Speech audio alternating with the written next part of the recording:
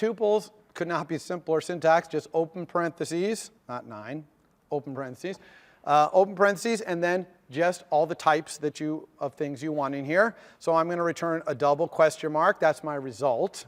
Okay? That's what's eventually going to be returned out here after all the recursion unwinds. And then also, I'm going to have the ops that are left over. Now, a tuple can look just like this, unnamed. You see how these things are not named, each of these things in here? But you can also put names in here if you want as well. So maybe I would call this one the result, okay? And I would call this one remaining ops, okay? And I kind of recommend putting those in there, and you'll see why in a second, because there's two ways to call a function that returns a tuple and get the results. And one of the ways requires that you name these, okay? So it doesn't hurt to name them. You might as well. It's good documentation. Someone looking at this now knows, oh yeah, this is the result of the evaluation, and this is the ops that were left over. Okay? All right. So let's dive in here. The first line of code I'm going to put in this recursive function is the failure line of code, which is return nil ops. Okay? So if I fail, okay, I'm going to try and do my best in here to evaluate these ops you passed me. But if I fail, I'm just going to return my result of nil. Okay? And that's going to be my default, is to return nil. So now I know I failed. So if I run out of operands or I run out of stack, can't find it, for example, it's just going to fall out here and return nil. Okay? So that's good. So what do I need to do here? Well, first thing is I need to make sure I have some ops. So I'm going to check to see if the ops is not empty. Okay? If you've handed me a stack of no ops to evaluate, I can't do that. So I'm just going to return nil. Okay? So that's the very first thing. I've got to make sure I have some ops to work with. Now I'm going to grab the first op off the stack. So in this example, I'm going to grab that x off of here. Okay? I'm going to do that. I'm going to try to do that by saying let op equal ops. Okay? Ops is this argument right here. Okay? That's the ops you told me to work on. And we know how to remove last.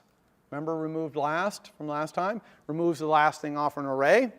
And when we are trying to make an array look like a stack, that's how we do it. Okay? We push things by putting things on the end of the array. We pop things by pulling it out. But you can see I got an error there.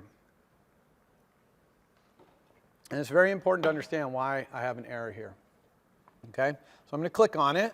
We're going to read what it says. It says immutable value of type array of op only has a mutating member named remove last. Okay, well this is kind of a formal way of saying you can't do remove last on ops because ops is immutable. It's read only. You cannot mutate it. You cannot change it. Okay, why is ops read only? Well, there's two things to think about here. One is when you pass arguments into functions, unless it's a class that you're passing, unless you're passing an instance of a class, the thing you pass is copied. Okay? It's very important to understand that. That's passed by value. You're used to it in other languages. Most languages do this. Passed by value. Arrays and dictionaries are not classes. They're not classes in Swift. They're structs, you know, like a C struct. Okay? Arrays and dictionaries are structs. Structs in Swift look a lot like classes. They have functions. They can even have properties that have storage. They're almost identical to a class, really. The only two huge differences between structs and classes, one is that classes can have inheritance and structs cannot. Okay? But number two is that structs are passed by value and classes are passed by reference. Okay? Very important that you understand that distinction. So structs are usually only used for basic, you know, components like arrays and dictionaries. Even doubles and ints are structs in Swift. Okay? And that's great because that means doubles and ints can have functions on them and things like that, which we'll see as the quarter goes by. But those things are all passed by value. So that's the first thing to understand is that this ops, when I call evaluate, whatever array of ops I pass to it is going to be copied. Okay? The second thing to understand here is that there's kind of an implicit let in front of all things you pass. In other words, they're read-only. Make sense? And a read-only array can't be mutated. You can't append things to it. You can't remove things from it because it's read-only. Now, I can actually put the word var here. Okay? If I put the word var here, then ops inside here, look, no error. Ops is a mutable array. It's still a copy, though. So they copied it and made it mutable. And now, inside here, I have a mutable copy to work with. Now, I'm not a big fan of doing that, okay, of putting var up here. I think it's a little confusing for readers of the code to understand exactly what's going on there. So I'm not going to do that. Instead, I'm going to make a local variable here, which I'm going to call remaining ops. And I'm going to set it equal to ops. Now, when you set equals like this, that copies it if it's not a class. Classes are all by reference, exactly what you would think. But anything else, structs or enums or anything else, when you do equals here, this is actually going to make a copy of this and put it in here. And since it's a var, it's going to be mutable. Okay? So now I have a mutable array of ops, and now I can say remaining ops, remove the last one. And now I truly do have the remaining ops. I've removed the first thing in there. Okay, everyone understand that little tidbit there? Yeah. So there's like a unseen let in front of the ops. Yeah. Why isn't that let in front of doubles and like ints or strings? It is. So the question is, why is there not kind of an unseen let in front of all arguments? Pretty much all arguments to functions kind of have that unseen let in there. They're all read-only. Okay? So, and you could put var in front of any one and turn it into a mutable copy of it that you could use locally. But you can only use it locally. It's not that great a thing. Okay? Now, there is a way to pass by value things back out, but I'm not even going to talk about that. Okay? You can read about it. It's this in-out thing. I'm not even going to talk about it. I really think it's better to stay within the value, pass by value and pass by reference parameters. I think we get more readable code that way.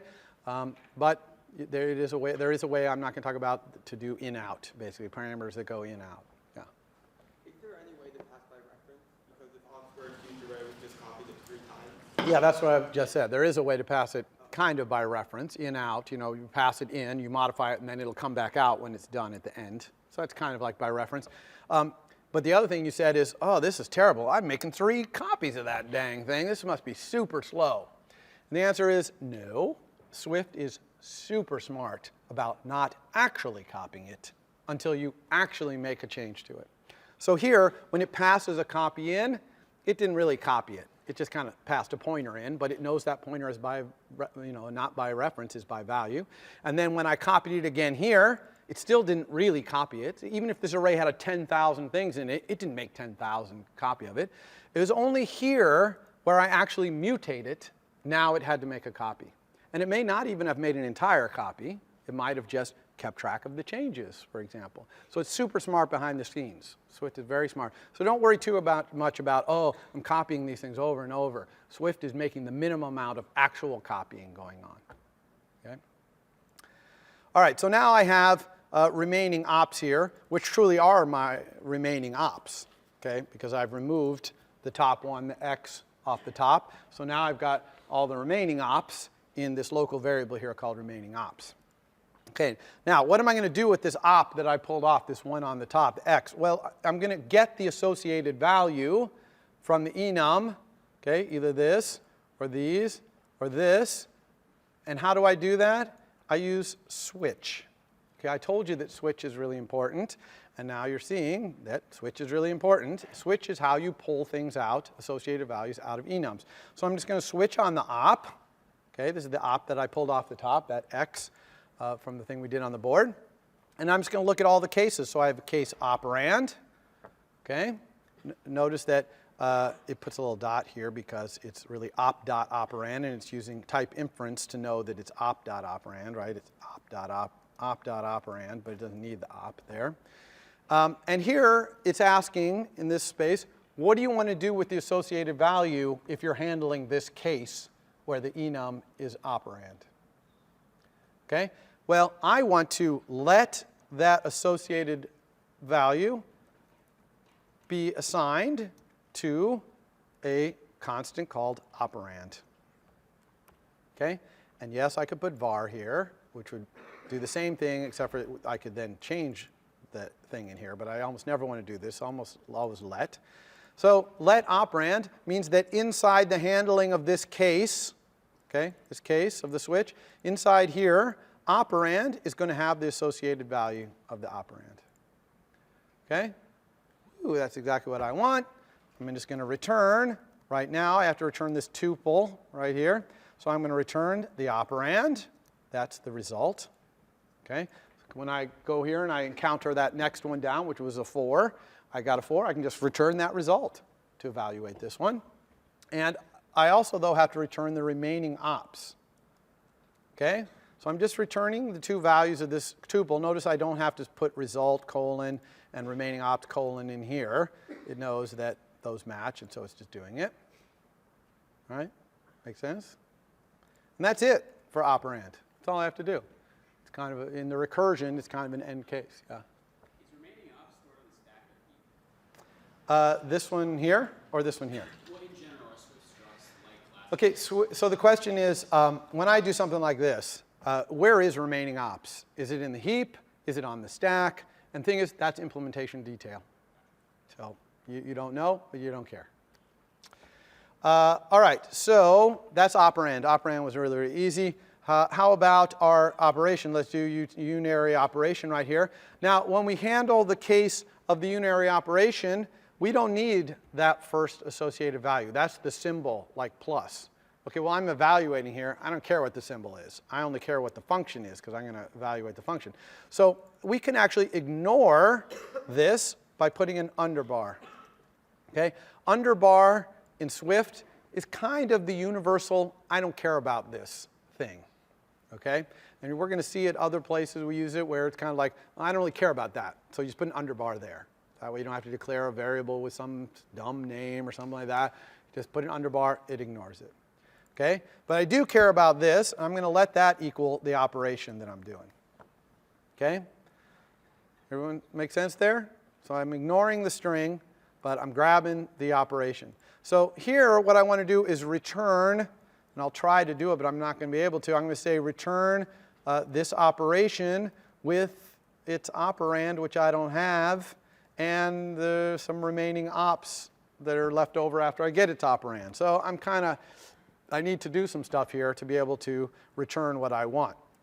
The first thing I need to do is get the operand. Okay? So I did a unary operation. Let's say it was square root. I need to go back to the stack and pick off the next thing, but I can't just assume that it's a number. It might be more operations, so I have to recurse. So here's where the recursion comes in. And now I'm going to show you how to call a function that returns a tuple and get its value out. So this is an important little example here. So there's 2 ways to do it.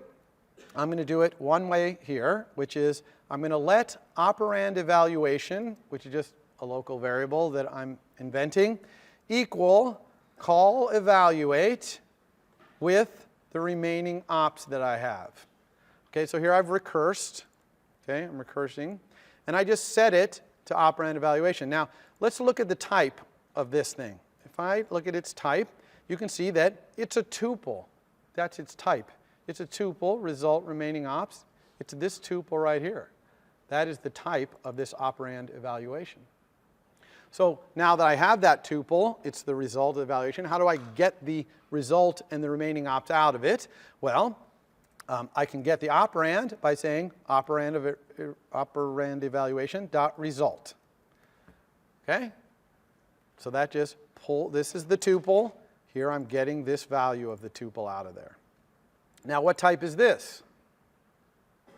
Anybody? It's an optional. You're pretty safe saying optional when I ask what type it is, aren't you? It's almost always an optional, because I usually don't ask if it's not. But it is indeed an optional double. It's this type right here. Okay? So we need to turn it into a double if we're going to pass it to this operation right here. So I'm going to use if let to turn that into a double. Okay? Now I can actually do this because I have the operand. Just got it right here. Okay? This is now a double. See? And I can call this operation right here. And this is the remaining ops, but this has got to be the remaining ops after we recursed. So it's got to be the remaining ops in this operand evaluation. So that's operand evaluation dot remaining ops.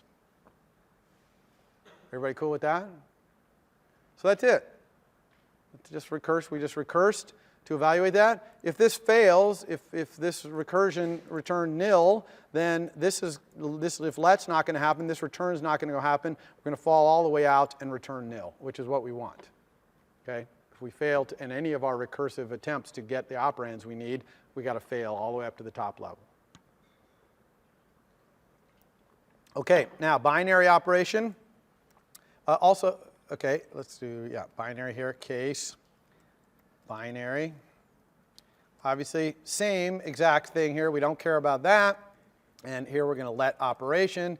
And we're going to do exactly the same thing we did here, but we just have to do it twice because we got two operands to do through here. So let's let our op1 evaluation equal evaluate with our remaining ops. Okay?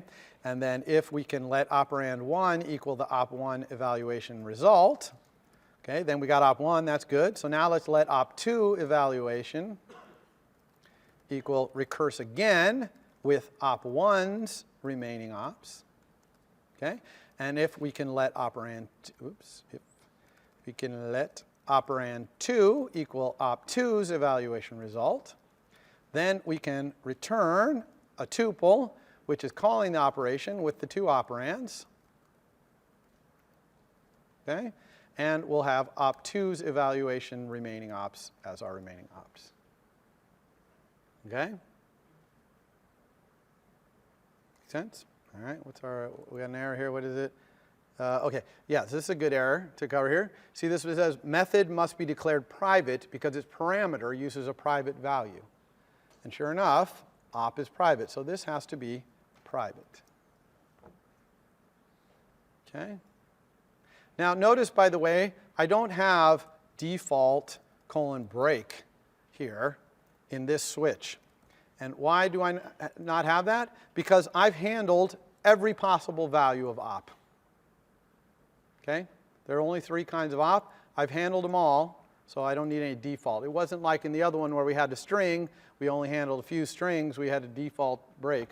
You don't put default break in when you handle everything. And it's a really bad programming style to put a default break in every single switch. Okay? You should only put them in the ones where you truly are breaking because you can't handle every case. Okay? All right. Now, the last thing we have to do is just call this recursive version from here. And I'm going to call this one and get these tuple values a little differently. I'm not going to call it in the same way here. I'm not going to say let something equal. Instead, I'm going to say let a tuple, which has, let's say, result and remainder, equal evaluate. And I'm going to pass my whole op stack here. Okay? So this is a different way to call a function that returns a tuple. Here, you actually let a tuple equal the result. Instead of letting a single thing equal result and then using the dots to get it, you let the tuple equal it. And notice that these names don't have to be the same as these names. So result is the same, but here I use the word remainder instead of the word remaining ops. Okay? They do not have to be the same. And then here, we just return our result. Okay? So we learned a lot right there. Okay? We learned about tuples, passing, things back to tuples in different ways. How to ignore things in the enums and when we're getting associated values, all that stuff. So hopefully you got all that. I see a few people still kind of catching up on their typing, so I'll break for a second here. So that's it. That's the entire implementation of our calculator brain. It wasn't really that bad, actually, right? Pretty simple little data structure here. Just have to say what our known ops are. We have this recursion, which, actually is quite simple, powerful code. If you're not comfortable with recursion, I can see how it might be a little bit disturbing, but go stare at it for a while and you'll get it, how it works. Okay? So now that we've got this new calculator brain, we have to use it in our old controller. Okay? Yeah, question, sorry. Do we have to let the op stack equal the Do we have to let the op stack equal the remainder? Here, you mean? Yeah. Well, we're not going to use remainder. So actually, even I could put I don't care here. I only put that remainder there to show you it could have a different name, but I'm not using the remainder. I only want the result. You see? Won't the op stack contain what was previously in it before you evaluated? Yes, the op stack will be unaffected by this because the op stack is an array. Arrays are passed by value, so a copy of it gets passed into here. So this would be untouched, and which is what I want. I don't want evaluate to consume my op stack. I want to be able to call evaluate over and over and over, okay? Especially if I, let's say, introduced variable operands. Hint, that's what your homework's going to be. Then I would want to change the variable to different things and be calling it over and over with different values for the variable, for example.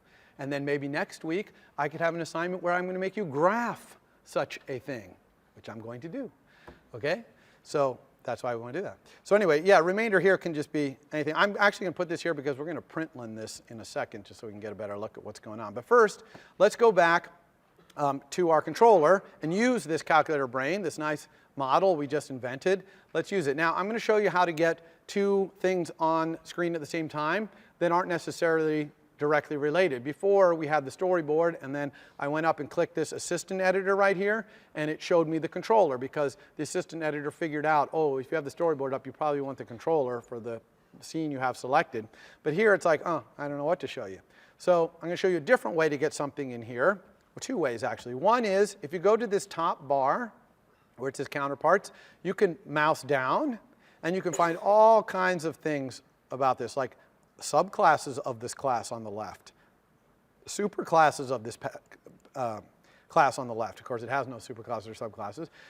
But other things it includes or included by it, you can also just manually go, and we could go over here, for example, and find our view controller and load it up that way. But I'm going to show you a different way than doing that, which is to go over here to your navigator. If you hold down Option and press on a file, like view controller, it will appear on the right. Okay? So Option clicking in here is another good way to put things on the right. Okay? So now here we have our calculator brain on the left, and we have our controller on the right. We are going to rip out all of the stuff in our controller that had to do with being a calculator. Okay? So that's all this stuff right in here. Okay? All this calculating stuff. We don't need any of this because those were only called from there. Okay, so our controller is getting quite simple. Our controller hardly has anything left in it, and that's because the UI only needs this to be controlled. Okay? We also don't need our operand stack because the brain is going to do that. However, we do need a new instance variable here, which is the calculator brain. Okay? And I'm just going to create one like that. This is extremely common. Okay? This is the green arrow that goes from the controller to the model. Remember that in our MVC talk that I did last time, I said that the controller has a green arrow to the model. It can talk to it all at once, say anything at once. This is essentially that green arrow. This is our model right here, and this is the controller. This is how the controller talks to it through this thing we call brain. Okay, you can call it anything you want. And of course, this might be a much more complicated green arrow. It might be a network database that it's connecting to get the data. Okay? But in our case, it's this very simple little brain. Okay, so now we don't need this either down here. This is where we're appending onto the op stack and printing it out, so we don't need that.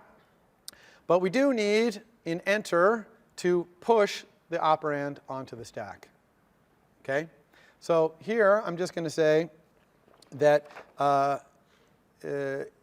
just going to say brain.push operand our display value. Okay. That's the main thing I need to do is just do that. One thing, though, is I also need to update my display. Because when I push this operand, that's going to change the brain. I need to call that evaluate, right? And get the value. So I could call evaluate here, but actually I'm going to go back to my brain, and I'm going to change push operand to return the result of evaluating. Ugh, typing today. From internally, so I'm going to return evaluate here, so that every time you push an operand, it'll just return the evaluation. Now, one could argue whether this is the best thing to do, because you might not be interested in the result of evaluating that right now. But it kind of feels to me kind of good, and there's not going to be that many things on the stack. You're not going to usually have calculator brain have 1,000 operations and operands, although you could, but you're not usually going to, so it's probably not a performance issue to have it just return this. And it'll make caller's code, look a little simpler. And if they don't want this return value, then they can just ignore it. They don't have to use it. But I am going to use it. So when I push this operand right here, I'm going to if let the result equal that, okay, because it's an optional. And if it's not nil, then I'm going to set the display value to the result. So in other words, every time I push an operand, I'm going to up my display value with the evaluation. Make sense? Okay, what if this comes back nil? So I push something on. This is not going to happen probably with push operand, but it might. After your homework, it might. So what if I push it and it comes back nil? Well, now I'm kind of stuck. Okay? This is why in your homework assignment I suggested, wow, wouldn't it be cool if display value took an optional? Right? If display value took and returned an optional, you could put something sensible in the display when you had something that couldn't be evaluated. So in assignment 2, making display value into an optional is going to be a required task. So you might as well do it for homework 1, because you're going to have to do it for homework 2 anyway. Okay? Just wanted to give you more time because I didn't really teach you the things about number formatter and stuff in time for assignment 1, but it's going to be required. And that's because the best I can do here is maybe say display value equals 0. That's really lame, but that's the best I can do. I really want to say display value is nil. Okay? I really just want to set display value equal to the result of this. And I want to have nil, clear out my display. Or in assignment 2, extra credit, maybe it puts an error message in my display. Now that's extra credit, but that would be even better things to put there. Okay? But same thing for performing the operation. Here's our operation right here. And I'm just going to say if I can let the result equal brain's perform operation of the operation that I got off the button, then I'm going to let my display value equal that result. Otherwise, I'm going to do the very lame thing of saying display value equals, value equals 0. Okay? People understand why that's kind of lame? Right? Okay. So that's it. Look at how simple our controller is here. It has almost no code in it. Okay? And that's really, iOS is great about that. It really is pretty good about making so you can build your UI mostly graphically so that there's very little code to control what's going on. And then even our model, which is a pretty powerful calculator right now, we could add as many functions as we wanted to it, just with one-liners here, and it would be capable of evaluating any series of them that's evaluatable. And it's also set up to do your homework, okay, which is to add those variables, to be able to push operands that are variables. The other thing your homework is going to ask you to do is to draw this, okay, the contents of it in a human-readable form, using infix notation like this, with parentheses when necessary, things like that. And that's going to be a lot easier here too, because you can use recursion to build this as well. Okay? So that's the main 2 things of your homework. That's what they are. All right. So let's see if we broke anything here. All right. So we're going to go up here and run. See if this all still works. Our UI has not changed. You notice I never even opened the storyboard here. Didn't even open the storyboard. Okay? All these changes were pushing things out of the controller into the model. Okay? The communication between the controller and the view has not changed here. So hopefully this is going to work. Let's try 85. Our number entering is still working in our controller. That's good. Enter. Okay, it still says 85. That's good. How about 41 plus? Oh, seems to actually be working. Square root. That's also working. 9 times. Excellent. That's working. Now, what if we do something that's not evaluatable? I'm going to press times a whole bunch of times, right? Times, oh, times 0. See, that's not really great feedback, okay?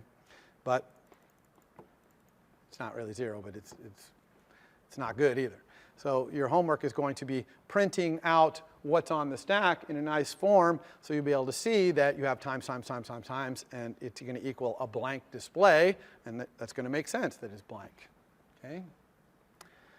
All right.